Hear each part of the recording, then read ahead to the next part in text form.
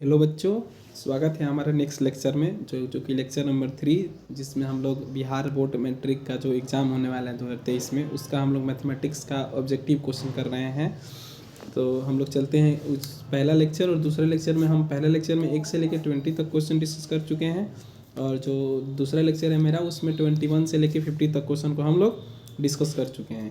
तो आज हम लोग जो लेक्चर नंबर 3 है, उसमें हम लोग 50 से लेकर के 80 क्वेश्चन तक करेंगे या 100 क्वेश्चन तक अटेम्प्ट करेंगे। ठीक है, आपको एकदम डिटेल सॉल्यूशन देंगे, जिसमें थोड़ा थोड़ा लॉजिक भी होगा और थोड़ा थोड़ा हम लोग उसमें ट्रिक भी देंगे कि क्वेश्चंस को कैसे आसानी से हम लोग कर पाएंगे। तो चलते हैं हम लोग क्वेश्चन नंबर 51 की ओर। 51 नंबर क्वेश्चन क्या है मेरा। इससे पहले आप लेक्चर 1 और लेक्चर 2 देख लें, तब उसके बाद आप लेक्चर 3 देखें, जिससे आपको थोड़ा बहुत हेल्प मिल जाएगा कि क्वेश्चन कैसे होता है। तो चलते हैं क्वेश्चन नंबर 51 की ओर। 51 में क्वेश्चन में क्या है, यदि यदि दो वृत्तों की त्रिज्याओं का अनुपात, बोला कि यदि दो वृत्तों की त्रिज्याओं का अनुपात 2:3 है, तो उनके क्षेत्रफल का अनुपात निकालना है।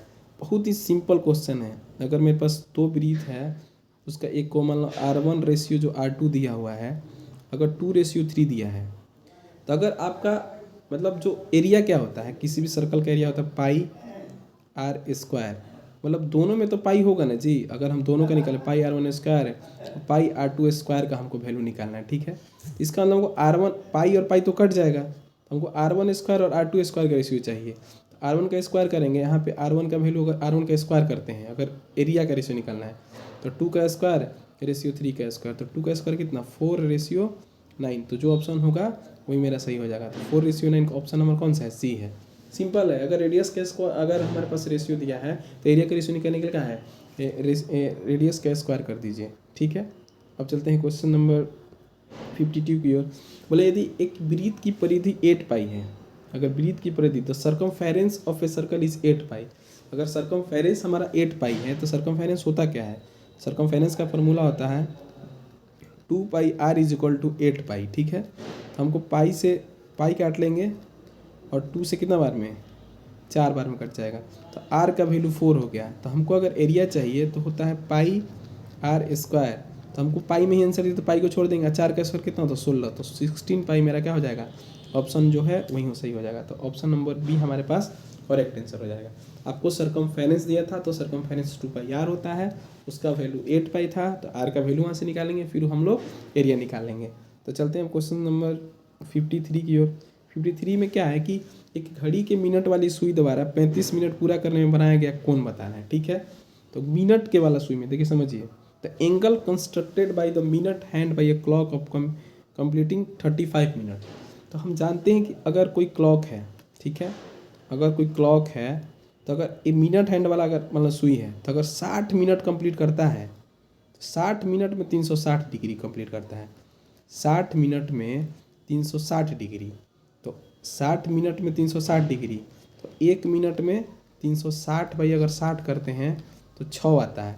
मतलब 1 मिनट में 6 डिग्री, तो 35 मिनट में कितना करेगा, तो 35 मिनट में क्या आएगा, 35 गुना 6 कर देंगे, तो 6 में 5 से गुना करेंगे, तो 6 25 30, 6 3 18, 3 कितना होता है 21, तो 210 डिग्री आपका ऑप्शन जो डी है वो करेक्ट हो जाएगा। सिंपल समझिए कि एक जो मिनट हैंड है, मिनट हैंड क्या करेगा, तो 60 मिनट जब घूमेगा ना, तो एक चक्कर में 360 डिग्री, क्योंकि आप लोग जानते हैं कि अगर हम लोग यहाँ से यहाँ कंप्लीट कर लेते हैं तो 360 डिग्री, तो अगर ये मिनट हैंड है तो 60 मिनट जब घड़ी में कंप्लीट करता है तो 360 डिग्री, तो 60 मिनट में 360 डिग्री, तो 1 मिनट में 6 डिग्री, तो 35 मिनट में 210 degree. Option number D correct हो जाएगा। जब चलते हैं क्वेश्चन नंबर 54 की ओर।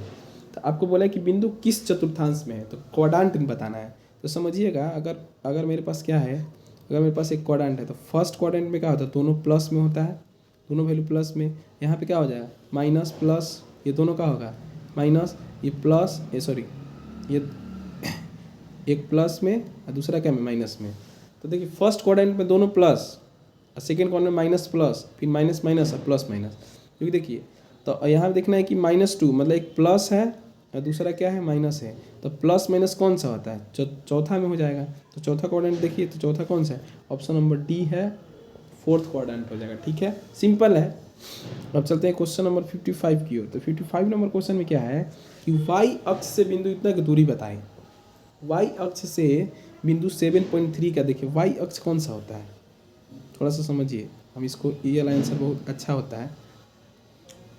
वाई अक्ष ये है 7,3, तो एक्स का वैल्यू 7, मान लो यहाँ पे थोड़ा सा बड़ा कर लेते हैं, ठीक है, इसको भी बड़ा कर लेते हैं हम।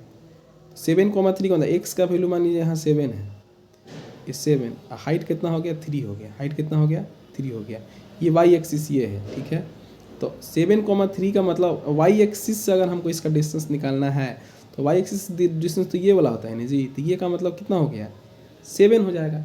तो देखिए जब भी आपके पास कोई भी कोऑर्डिनेट दिया रहेगा तो अगर बोलेगा वाई अक्ष से दूरी निकालना है तो एक्स का वैल्यू होगा, वाई अक्ष से दूरी निकालना हो तो एक्स का वैल्यू ले लेंगे। अगर यही पूछता कि एक्स अक्ष का अगर हमसे पूछता तो ऑप्शन कौन होता, मतलब 3 होता, तो आंसर कौन सा हो जाएगा आपका, बी सही हो जाएगा, ठीक है। अगर किसी भी बिंदु का अगर आपसे पूछे कि वाई अक्ष से दूरी बताना है तो एक्स वाला कोऑर्डिनेट, अगर आपको कोई भी कोऑर्डिनेट का अगर कोई भी पॉइंट दिया है, अगर पूछेगा कि एक्स अक्ष से दूरी बताना है तो वाई कोऑर्डिनेट आंसर हो जाएगा, ठीक है। 55 नंबर हो गया। चलते हैं 56 नंबर क्वेश्चन की ओर। तो 56 नंबर क्या है कि मूल बिंदु से दूरी, ये बहुत ही इंपॉर्टेंट क्वेश्चन है। मूल बिंदु से दूरी 2 नंबर का क्वेश्चन भी आ सकता है। तो मूल बिंदु से दूरी मतलब कि एक तो मूल बिंदु 0,0 है और यहाँ से आपको -5,5 का, तो मूल बिंदु से दूरी का सिंपल सा होता है कि बस जो पॉइंट बिंदु दिया रहेगा ना, मान लीजिए ये x है, ये वाई है, तो हो जाता है x² + y², सिंपल। अगर मूल बिंदु से दूरी पूछे तो x² + y², तो x का मतलब कितना -5, तो -5 का स्क्वायर कितना 25 + 25, दैट मीन्स हो जाएगा 50। 50 को हम लिख सकते हैं 5√2, 50 को कितना लिखेंगे 5√2। तो ऑप्शन नंबर बी जो है हमारा करेक्ट आंसर हो जाएगा 56 का। मूल बिंदु से दूरी, तो कोई भी पॉइंट दिया रहेगा तो उसका एक्स कोऑर्डिनेट को आप कोई भी मान लीजिए पॉइंट है, तो आपका एक्स कोऑर्डिनेट -5 है तो उसका स्क्वायर, अब वाई एक्सिस कितना, वाई कोऑर्डिनेट कितना है 5 है तो 5 का स्क्वायर 25 √50, उसका वैल्यू आपका 5√2 हो जाएगा, ठीक है। चलते क्वेश्चन नंबर 56 की ओर। Powering off. Connect again soon. अब समझिए कि हमारे पास दिया हुआ है ये वाला 57 नंबर क्वेश्चन है कि बीच की दूरी मतलब 2 पिंटू पी और क्यू का डिस्टेंस निकालना है। तो सिंपल सा एक फार्मूला होता है, कुछ नहीं। अगर मेरे पास कोई पॉइंट है x1, y1 है, ठीक है, x1, y1, अब मान लीजिए क्यू पॉइंट है x2, y2 दिया हुआ है। तो अगर हम पी क्यू का लेंथ निकालें, डिस्टेंस निकालें, कुछ नहीं होता है, ई वाला कोऑर्डिनेट एक्स वाला कोऑर्डिनेट एक्स से घटता है, तो x2 - x1 का whole square plus y2 - y1 का होल स्क्वायर। तो समझिए कि ये है x1, ये है y1, ये है x2, ये है y2। तो आपको पी क्यू का अगर लेंथ निकालना है तो कुछ नहीं करना है, 4 - 2, 4 - 2 कितना होता है 2, तो 2 का स्क्वायर, फिर 1 - 3 तो -2 का स्क्वायर कितना होता है, -2 का स्क्वायर भी 4 लिख देते हैं। अब आएगा 4 + 4 मतलब 8 आएगा, √8, √8 को हम कितना लिखते हैं 2√2 लिख देंगे, √2 आंसर। तो ऑप्शन नंबर क्या हो जाएगा, बी करेक्ट हो जाएगा। सिंपल था। आपको अगर कोई पॉइंट पी है x1, y1, देखो कोई पॉइंट है x2, y2 है, तो होता है कोई भी डिस्टेंस निकालेंगे तो x2 - x1 का whole square plus y2 - y1 का होल स्क्वायर। तो 57 नंबर क्वेश्चन भी का आंसर आपका हो जाएगा बी, ठीक है। अब 58 नंबर की ओर चलते हैं। 58 नंबर क्वेश्चन भी थोड़ा सा हम बताए हैं कि जब भी आपके पास ट्रिग्नोमेट्री आता है, कोई भी ट्रिग्नोमेट्री आएगा तो पहले उसको साइन कोस में आप बदल दीजिए। तो अगर इसका आपका वैल्यू निकालना है, देखिए कॉसेक को क्या लिख सकते हैं, कॉसेक को लिखेंगे 1/sin²θ, क्योंकि कोसेक थीटा साइन का उल्टा होता है। tan को लिखेंगे sin²θ cos²θ, यहाँ का लिखेंगे cos²θ, ठीक है। तो अब ये sin² से sin² कट गया, cos² से cos² कट गया, तो आपके पास बचा क्या 1 बचा। तो ऑप्शन नंबर ए वाला जो है 1 है, ऑप्शन नंबर ए जो है आपके पास 1 हो जाएगा, ठीक है। तो इसका आंसर आप ए मार दीजिएगा, ठीक है। अब चलते हैं क्वेश्चन नंबर 59 की ओर, मतलब 59 की ओर। बोले एक त्रिज्या वाले, एक ही त्रिज्या वाले एक गोले का पृष्ठ क्षेत्रफल तथा अर्धगोले के कुल पृष्ठ क्षेत्रफल का अनुपात निकालना है।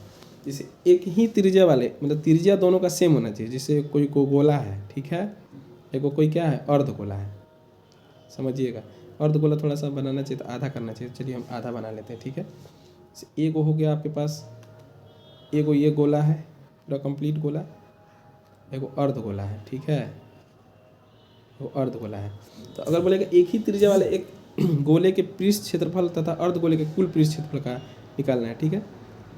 तो इस गोले का जो पृष्ठ क्षेत्रफल निकलेगा वो होता है 4 पाई आर स्क्वायर, लेकिन आधा वाला करते हैं ना तो pi r square 2 pi r square नहीं 3 पाई आर स्क्वायर होता है, 3 पाई आर स्क्वायर, क्योंकि आधा करने पर तो आधा होता है, लेकिन एक सर्कल ये वाला जो पोर्शन है ना इसका भी हम लोग ऐड करते हैं, तो ये वाला चीज़ पूरा कट गया तो 4:3 हो जाएगा, 4:3, क्योंकि जब कटेगा तो 4:3 ना बचेगा, तो ऑप्शन मेरे पास क्या हो जाएगा, बी आपका करेक्ट हो जाएगा। ठीक है, चलते हैं क्वेश्चन नंबर 60 की ओर। क्वेश्चन नंबर 60 क्या है, यदि कोई बिंदु ए वाई अक्ष के दाईं ओर तथा 5 इकाई दूरी पर एक्स अक्ष पर स्थित हो तो ए का निर्देशांक ज्ञात करें। देखिए चलिए इंग्लिश में हम इसको पढ़ते हैं। If a point A is situated on the x axis at a distance of 5 unit on the right side of Y axis, समझिए, तो ये हम एक्सिस लेते हैं, एक्सिस ले लिए हम, एक्सिस यहाँ पे थोड़ा अच्छा से लेते हैं। ठीक है, ये एक्सिस ले लिए हम, बोला है कि a point is situated on the x axis at the distance of 5 unit on the right side of Y axis, y axis के राइट साइड पर यहाँ पे, ठीक है, राइट साइड से वाई एक्सिस के राइट साइड पर 5 यूनिट पर एक्स एक्सिस पर पॉइंट है, तो एक्स एक्सिस पर जो पॉइंट होता है तो वाई का वैल्यू 0 होता है। ठीक है, तो उसका आंसर होगा 5,0। वाई एक्सिस के राइट साइड तो ये होता है, राइट साइड आपका ये हो गया और लेफ्ट साइड ये हो गया, तो बोला कि अगर एक पॉइंट है जो एक्स एक्सिस पर है तो उसका वाई कोऑर्डिनेट तो 100% की 0 होगा, अगर राइट साइड है तो +5 हो जाएगा, लेफ्ट साइड होता तो -5 होता है, तो 5,0 आंसर आएगा इसका, 5,0। ऑप्शन नंबर क्या हो जाएगा, ऑप्शन नंबर सी आपका करेक्ट हो जाएगा। अब चलते हैं ये वाला क्वेश्चन की ओर, 61 नंबर क्वेश्चन में। 61 नंबर क्वेश्चन में कि 9 पदों का योग बताना है, कितना, 9 पदों का योग बताना है, तो जब इसमें 9 पदों का योग बताना है तो आपको ये एपी में देखिए कि एपी है, ये जो चीज़ है ये आपको एपी में दिया हुआ है, पहला अगर 1/2 है, दूसरा 1/2 है, 1/3 है, फिर 1/6 है, इस तरीके से 9 पदों का योग, यहाँ पे जो ए का वैल्यू है, यहाँ पे जो ए का वैल्यू है 1/2 है, और जब डी का वैल्यू निकालेंगे तो 1/3 में से अगर 1/2 का आप माइनस करते हैं तो एलसीएम लीजिएगा 6 आएगा, एलसीएम 6 लीजिएगा तो आएगा यहाँ पे 2 - 3, तो -1/6 आ रहा है, तो आपका डी का जो वैल्यू है -1/6 है, डी का वैल्यू -1/6 है, -1/6। ठीक है, 1/2 1/3 नहीं, 1/3 - 1/2, ठीक है, 1/6 - 1/3, ठीक है, -1/6 आ गया। तो अब 9 पदों का आप योग बताना है, तो 9 पदों का योग का क्या है, एस एन का जो फॉर्मूला होता है n/2, तो 9/2 तो लिखेंगे, फिर क्या होता है 2a, तो 2 इंटू ए का वैल्यू कितना, ए का वैल्यू 1/2 प्लस 9 - 1 मतलब 8 इंटू डी का वैल्यू कितना डालेंगे, तो डालेंगे -1/6 डालेंगे। तो अब इसका आंसर देखिए कैसे लाते हैं, यहाँ 9/2, यहाँ पे 2 से 2 कट गया, यहाँ बचा कितना 1, यहाँ 4 से 2 से कटाते हैं तो 4, 2 से कटाएंगे तो 3, तो -4/3, क्योंकि माइनस है तो -4/3 आ गया। ठीक है, -4/3, तो ऑप्शन आएगा 9/2, और यहाँ पे 3, एलसीएम 3, यहाँ 3 - 4 दैट मीन्स कितना, यहाँ पे चल जाते हैं तो 9/2 इंटू -1/3, तो 3 से 3 बार में तो -3/2 आएगा, तो -3/2 ऑप्शन नंबर कौन है, ऑप्शन नंबर ए आपका करेक्ट हो जाएगा। -3/2 जो है ऑप्शन नंबर ए है, कुछ नहीं, फार्मूला जो होता है एस एन का फार्मूला होता है, लिख देते हैं आपको, n/2 into 2a plus n-1 into D, n-1 into D हो जाता है। ठीक है, अब चलते हैं क्वेश्चन नंबर जो नेक्स्ट है मेरा 62 है। अब cos स्क्वायर ए इंटू 1 + tan स्क्वायर ए, तो यहाँ देखिए इसका वैल्यू जो है इस तरीके का आंसर का वैल्यू 1 ही आता है लगभग। देखिए अब 1 + tan स्क्वायर, तो एक बात समझिए क्या होता है, sec square theta minus tan square theta बराबर 1 होता है, तो हम इस tan को उधर लेके जाएंगे तो सेक स्क्वायर थीटा बराबर 1 + tan स्क्वायर थीटा, मतलब 1 + tan स्क्वायर थीटा को सेक स्क्वायर थीटा बोल सकते हैं, tan square theta 1 + tan square theta को सेक थीटा, तो ऑलरेडी यहाँ पे cos स्क्वायर थीटा है, इसको हम लिख देंगे सेक स्क्वायर थीटा। हम इसको जब चेंज करेंगे तो 1/cos होगा, तो सेक और cosec का मल्टीप्लिकेशन तो 1 होता है, तो ऑप्शन नंबर क्या हो जाएगा, सी आपका करेक्ट हो जाएगा। अब चलते हैं क्वेश्चन नंबर 63 की ओर। 63 में क्वेश्चन में क्या है कि यदि बिंदु इतना और इतना को मिलाने वाले रेखाखंड का मध्य बिंदु इतना हो तो भाई क्या मान, तो मध्य बिंदु तो बहुत सिंपल होता है ना। मध्य बिंदु का मतलब होता है कोई पॉइंट ए है, कोई पॉइंट ए है, मान लीजिए x1, y1 है, कोई बिंदु b है जो है x2, y2। अगर मध्य बिंदु मान लीजिए ये चीज़ जो है m है मध्य बिंदु, तो m का जो कोऑर्डिनेट निकालते हैं हम लोग लिखते हैं, दोनों को x को जोड़ देते हैं, x1 + x2/2, यहाँ पे y1 + y2/2 कर देते हैं। तो आपको सिंपली यही करना है कि अगर मेरे पास दो बिंदु, एगो है x1, y1, एगो x2, y2, तो दोनों का अगर मध्य बिंदु निकालेंगे तो x1 + x2/2 और y1 + y2/2 कर देते हैं। इसी तरीके से हमारे पास मध्य बिंदु का दिया है x, 6, तो मध्य बिंदु x, 6 है। तो चलिए यहाँ लिखते हैं x, 6 का जो वैल्यू होगा वो दोनों x को जोड़िए, तो 6 + 4/2, ये x कोऑर्डिनेट y के लिए क्या लिखेंगे, 5 + y/2, ठीक है। तो अब x का वैल्यू जो होगा 6 और 4 10/2, तो x का वैल्यू तो 5 आ गया, x का वैल्यू कितना आ गया, 5 आ गया। और 6 बराबर जो है 5 + y/2 है, तो इधर जो गुना करेंगे तो आएगा 12, 5 + y, तो y का वैल्यू कितना आएगा, 7 आएगा। तो x का वैल्यू 5 और y का वैल्यू 7, y का वैल्यू 7, तो y का वैल्यू ले लीजिए। ऑप्शन नंबर कौन सा हो जाएगा, डी आपका करेक्ट हो जाएगा। अगर x का मान पूछता तो 5 आता, y का मान कितना आता तो 7 आएगा, ठीक है। अब 63 नंबर क्वेश्चन खत्म हो गया। अब चलते हैं 64 नंबर। 64 नंबर क्या है, यदि किसी त्रिभुज के शीर्ष बिंदुओं के निर्देशांक कितना है तो इसके केंद्रक के निर्देशांक निकाले। देखिए ये बहुत ही अच्छा सवाल होता है, हर बार एग्जाम में आता है आपका, कि अगर मेरे पास एक त्रिभुज है ABC, अगर इसका निर्देशांक x1, y1 है और इसका है x2, y2 है, और ये हमारा x3, y3 है, तो केंद्रक बनता कैसे है, तो मीडियन निकालते हैं, ठीक है, माध्यिका, जहाँ पे तीनों माध्यिकाओं के कटान बिंदु को हम लोग क्या बोलते हैं, केंद्रक बोलते हैं, ठीक है। ये मेरा केंद्रक हो गया G। ये G का मान कैसे बनता है, मतलब तीनों मीडियन का जो पॉइंट ऑफ इंटरसेक्शन होगा उसको हम लोग सेंट्रोइड बोलते हैं। इंग्लिश में सेंट्रोइड निकालना है, सेंट्रोइड का जो कोऑर्डिनेट होगा वो निकालना है। तो सेंट्रोइड जो G का मान निकलता है वो सिंपल सा क्या होता है, उसका x कोऑर्डिनेट जो होता है, तीनों x1 + x2 + x3/3, तीनों को हम x वाला को जोड़ देते हैं, फिर y1 + y2 + y3/3 कर देते हैं। अगर आपको केंद्रक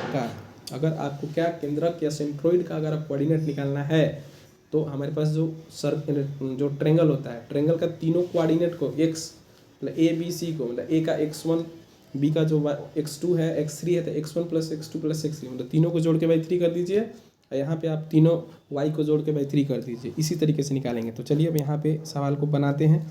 यहाँ पे देखिए, यहाँ x यहाँ है, मतलब x1 यहाँ है, x2 यहाँ है और x3 यहाँ है, ठीक है। अगर हमको केंद्रक कैसे निकालना है, तो चलिए मान लें केंद्रक का x कोऑर्डिनेट निकालना है, तो क्या निकलेंगे, 4 + 0 + 5/3, दैट मीन्स 9/3। तो x कोऑर्डिनेट तो 3 आ गया, y का जो वैल्यू आएगा, अब चलते हैं इसका y का निकालने के लिए। y का निकालेंगे तो 6 + 4 + 5/3, तो 6 4 10 5 15/3, दैट मीन्स 5। तो 3,5, जो 3,5 आंसर है वही होगा। 3,5 कौन सा है, ऑप्शन नंबर बी आपका करेक्ट है। तो केंद्रक निकालने के लिए कुछ नहीं, x1 x2 x3/3, y1 + y2 + y3/3 हो जाएगा। तो 64 नंबर क्वेश्चन भी एकदम क्लियर हो गया। चलते हैं 65 नंबर क्वेश्चन की ओर। बोला किसी घन का किनारा दोगुना हो जाने पर नए घन के कुल पृष्ठ क्षेत्रफल तथा पहले वाले घन की कुल पृष्ठ क्षेत्रफल का अनुपात निकालना है। इंग्लिश में इसको पढ़ते हैं, if the edge of cube is double then the ratio of total surface area of the new cube to the total surface area of the old cube. देखिए आपका ये क्वेश्चन कितना सिंपल है कि अगर मेरे पास एक क्यूब है, ठीक है, अगर एक क्यूब है, थोड़ा अच्छे से बनाते हैं, ठीक है, गलती हो गया। क्यूब देखिए कैसे बनता है, स्क्वायर ले लिए ऐसे, ठीक है, यहाँ से ऐसे कर लिए, ठीक है, इसको मिला दिए। अब क्यूब का पहले मान लीजिए पहले लेंथ a था, अब जो दूसरा क्यूब बनाएंगे अब इसको थोड़ा सा बड़ा कर लेंगे, थोड़ा सा ही बोल रहा है कि थोड़ा नहीं डबल कर देना है, थोड़ा नहीं इसको डबल करके तब आपको बनाना है। तो जिसे मान लीजिए इसका हो गया 2a हो गया। तो अगर इसका हम टोटल सरफेस एरिया निकालें, ठीक है, कुल पृष्ठ क्षेत्रफल, तो इसमें टोटल सरफेस 6 होता है, 6 × a² हो गया, ठीक है। इसका रेशियो किसके साथ निकालना है, तो इसका डबल के साथ, तो 6 × अब साइड तो 2a हो गया ना, तो 2a का स्क्वायर करेंगे, ठीक है। तो यहाँ पर आएगा 6a² और यहाँ पे हो गया 2 दूनी कितना 4, 4 स्क्वायर, 6 गुना 4 का स्क्वायर, ए स्क्वायर से ए स्क्वायर खत्म हो गया और 6 से 6 खत्म हो गया, तो 1 कितना आ जाएगा 4 आएगा। क्या आएगा 1/4। तो पूछा क्या था कि कुल पृष्ठक्षेत्र पहले वाले घन के तथा कुल पृष्ठक्षेत्र का अनुपात निकालना है। नए वाला, तो नए वाला तो भाई 4 हो गया ना, तो 4:1 आंसर आएगा, 1:4 नहीं तो आपका आंसर गलत हो जाएगा, क्योंकि पहले नए वाला का था। नए वाला कौन बना, इसका 2a था, तो नए वाला का हो गया 4 और उसका कितना हो गया 1 हो गया, तो सिंपल सा कहानी खत्म हो गया। ठीक है 4:1। तो ऑप्शन नंबर कौन सा हो जाएगा, बी आपका करेक्ट हो जाएगा। इसमें देखिए साधारण भाषा में क्या बोले, जो भी चीज़ डिपेंड कर रहा है घन में, क्या डिपेंड करता है, साइड पे डिपेंड करता है। साइड अगर मेरा ए था, उसके बाद मेरा कितना हो गया 2a हो गया, साइड ए था 2a हो गया। जब इस साइड का साइड था, अगर हमको एरिया का अनुपात निकालना है तो यहाँ लिखेंगे ए स्क्वायर, यहाँ लिखेंगे 2a का स्क्वायर, क्योंकि हमारा 4a 6a स्क्वायर 6 तो कॉमन ही रहेगा, तो यहाँ लिखेंगे ए स्क्वायर, यहाँ लिखेंगे 4a का स्क्वायर, ये 2a का स्क्वायर 4a स्क्वायर, ए स्क्वायर खत्म हो गया, तो 1/4। तो पुराना वाला नया वाला का 1/4, तो बोलता नया वाला पुराना वाला का, तो 1/4। Option number B is correct answer. ठीक है, ऐसे भी आप बना सकते हैं। चलते हैं 66 की ओर। 66 नंबर में क्या दिया है, यदि किसी त्रिभुज के शीर्षों का अनुपात इतना है तो त्रिभुज का क्षेत्रफल निकालें। तो अगर शीर्ष का अनुपात इतना है, तो अगर सोचिए देखो त्रिभुज है, त्रिभुज कॉमन ले लेते हैं पहले, इसको हम ले लेते हैं x1, y1, इसको ले लेते हैं x2, y2, इसको ले लेते हैं x3, y3। आपको यहाँ पे ऐसे, ये मान लीजिए पॉइंट ए है, ये आपका बी है, ये पॉइंट सी है।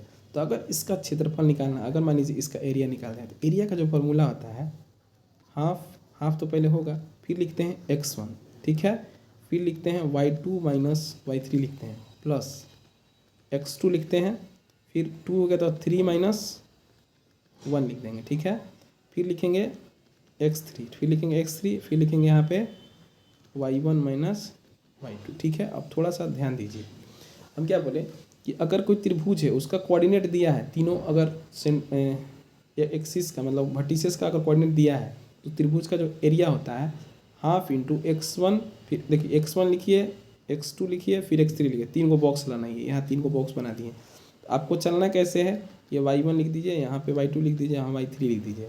तो 1 के बाद 2, 2 से 3 और 3 से 1, ऐसे ही चलना है आपको, इन क्लॉकवाइज में ही चलना है। ठीक है, तो कैसे चलेंगे, जैसे घड़ी चलता है वैसे ही चलना है। तो अगर 1 लिख दिए तो मान लीजिए y1 को भी भूल जाइए, 1 लिख दिए तो 2 से स्टार्ट होगा, तो 2 और 3, तो y2 माइनस y3 है।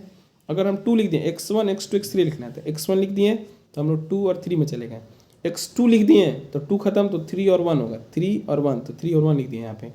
अगर हम x3 लिख रहे हैं, x3 मतलब y3 को खत्म करें, तो 1 और 2 चलेंगे। ठीक है, जैसे आप फार्मूला के तौर पे 23, इसको 31 12, 23 का मतलब कितना y2 माइनस y3, 31 का मतलब कितना y3 माइनस y1, और 12 का मतलब कितना y1 माइनस y2।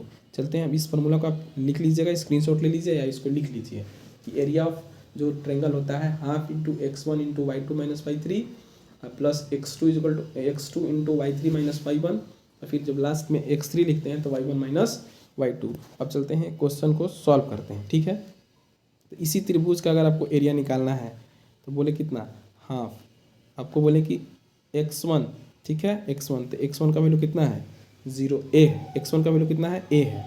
आपके पास y2 माइनस y1, तो y2 कितना है, y2 का वैल्यू 0, y2 माइनस y3 का मतलब कितना है b है आपके पास। फिर आ गया, अब देखिए अगर यहाँ पे हम x2 लिखते हैं तो x2 कोऑर्डिनेट यहाँ 0 है और y3 भी 0 है, तो यहाँ पे जो बॉक्स बनेगा, जब 0 इंटू यहाँ कोई बॉक्स बनाएंगे, फिर यहाँ 0 इंटू कोई बॉक्स बनाएंगे, तो ये बॉक्स से तो 0 होगा, ये भी 0, क्योंकि 0 अगर प्रोडक्ट करेंगे किसी भी नंबर में तो 0 बना देगा। फिर यहाँ पे क्या आएगा हाफ इंटू ए, 0 में से अगर हम b घटाते हैं तो माइनस b, तो माइनस हाफ ए बी आएगा answer, minus half A B. तो माइनस हाफ ए बी कितना है, तो अब एरिया जो होता है, एरिया जब भी होता है तो मॉड के अंदर, मतलब एरिया कभी निगेटिव नहीं होता है। तो आप एरिया को ढूंढते रहिएगा कि निगेटिव सर यहाँ ऑप्शन नहीं दिया है, तो किसी का भी आप एरिया निकालिए, किसी का भी एरिया निकालिए, वो निगेटिव नहीं होता है। मतलब जब भी यहाँ लगाते हैं तो हम लोग मॉड लगा लेते हैं, मॉडुलस। मॉड का मतलब होता है कि कोई भी चीज़ इसके अंदर रहेगा वो निगेटिव रहेगा तो पॉजिटिव बना देगा। तो इसका आंसर क्या हो जाएगा, बी करेक्ट हो जाएगा, हाफ इंटू ए बी हो जाएगा। चलते हैं अब क्वेश्चन नंबर 67 की ओर।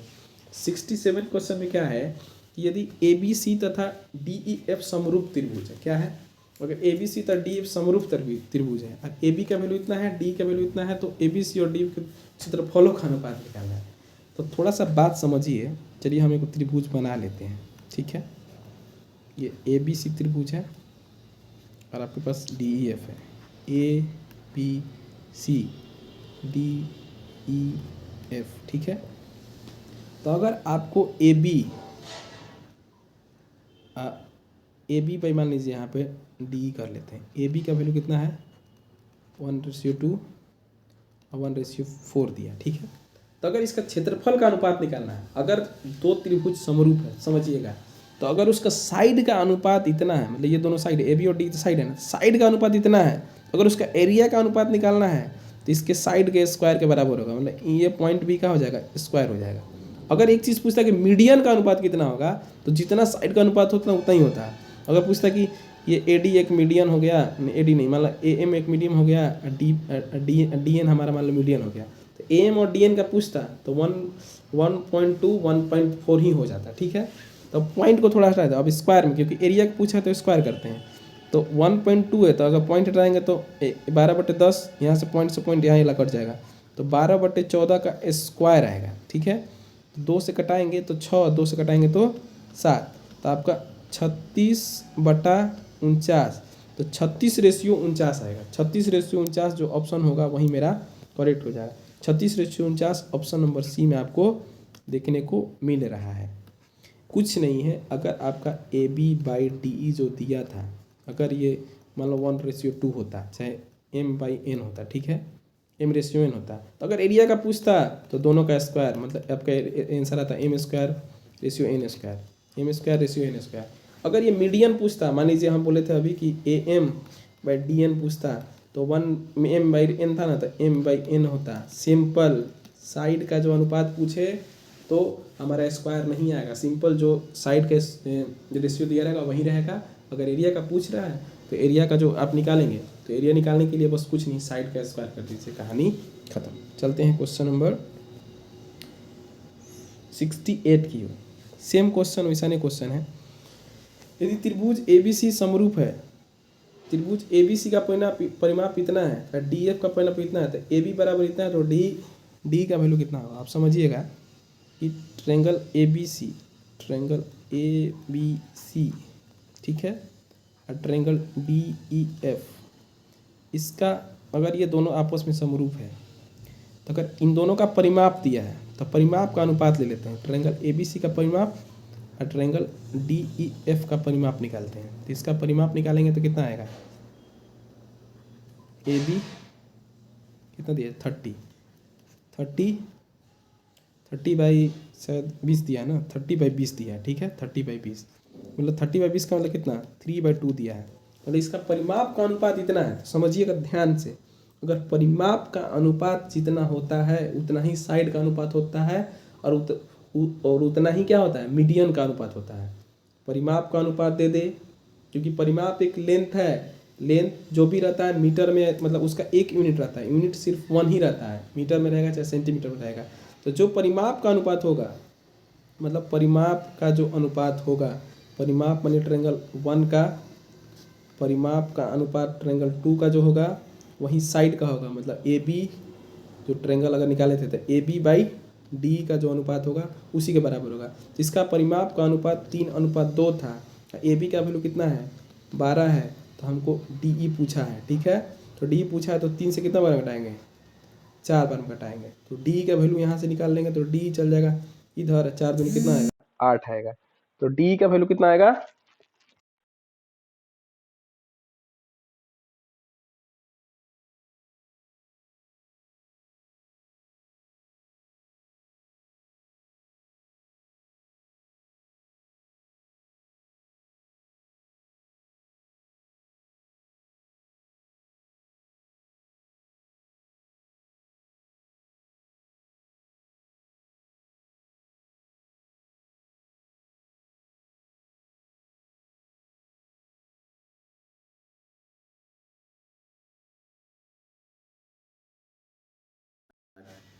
सब खराब कर दिए। इतना मेहनत करते हैं।